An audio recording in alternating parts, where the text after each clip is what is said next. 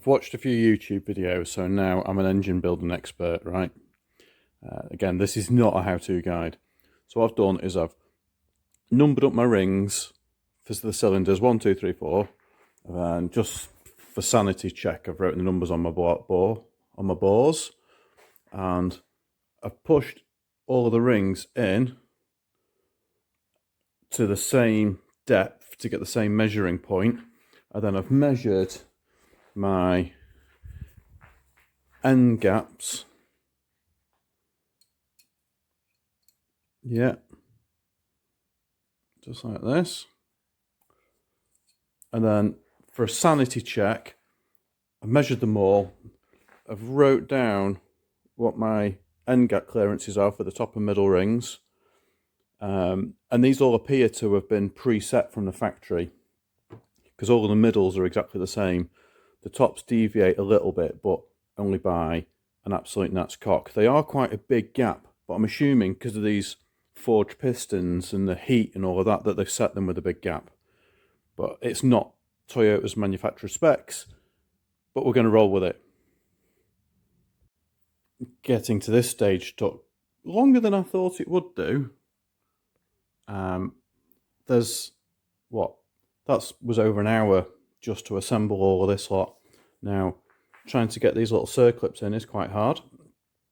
We won't look too close at those little scratches, but yeah. I'm numbered all of the pistons and rods up. And just in case for some reason something gets mixed up, at least we know what goes with what. All of the rings are on in the correct locations. And they have little ends on which allocate upwards. So now we have the Piston Forged and the MaxpeedingRods all built up. Let's see if we can get some in a block.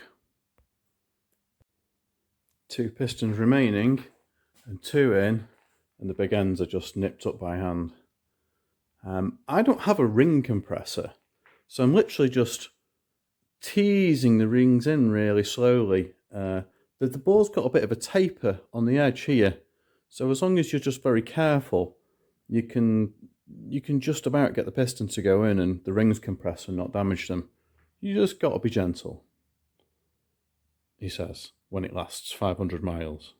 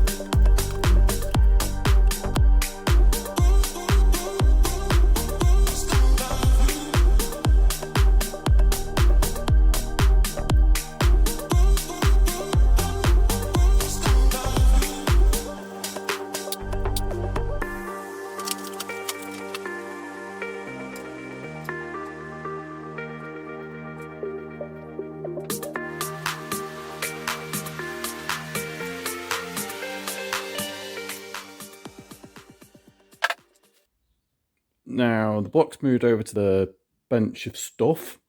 We can probably throw these pistons away at this stage. We've got 4 pistons and they're all in the holes. And they all go up and down. That's a good starting point. There's no slop. It doesn't feel like it's overly tight anywhere. Well, that's got to be a starting point, hasn't it? We'll see if they let go after the first 20 miles or not. But right, they're in. On for the next job. We're going to strip the head down. Made some little compartmental trays so we can keep all of the shims and bits and collets in the right places. So let's get this stripped down.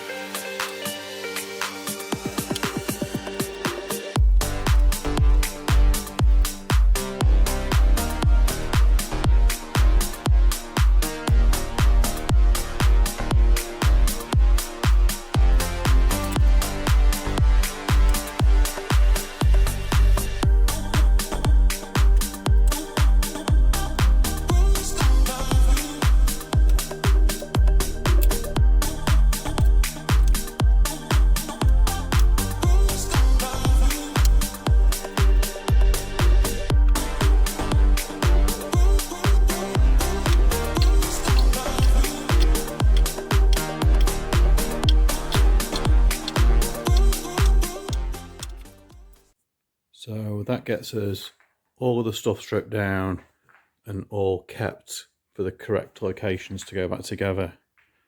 Now we'll soak a bit of that and we'll clean all the head up. We'll clean all the valves up with the wire wheel and then we'll get them built back up again.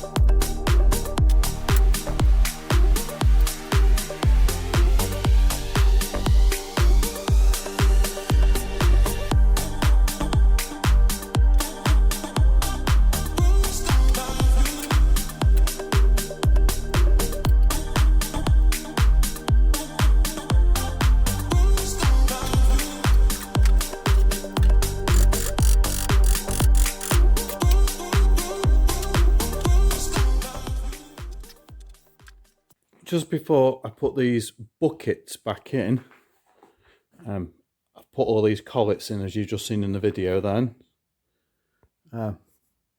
This is a finicky little job putting collets in. The proper cylinder head places have got like a proper tool that you press down and a thing that just drops them in, so, but I'm tweezering them in. But anyway, the buckets all have a number. Right, so that one's a 38.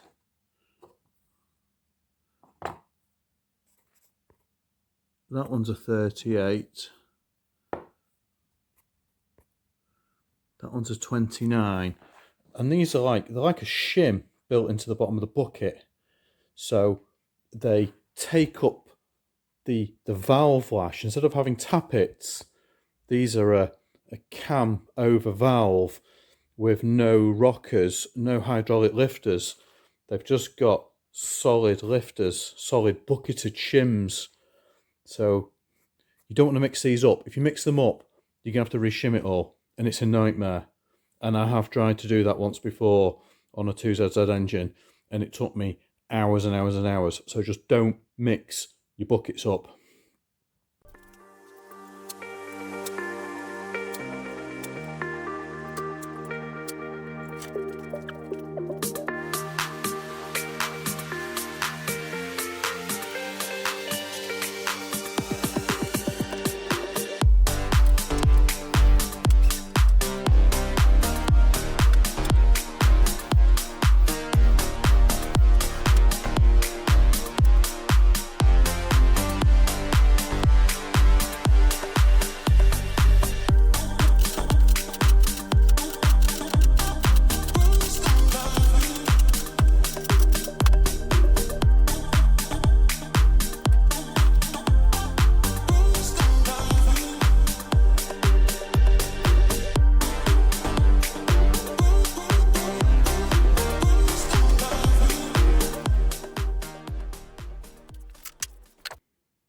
Now, you've just seen in the last little bit of that montage, I just did a bit of a sanity check to make sure that we've still got clearance.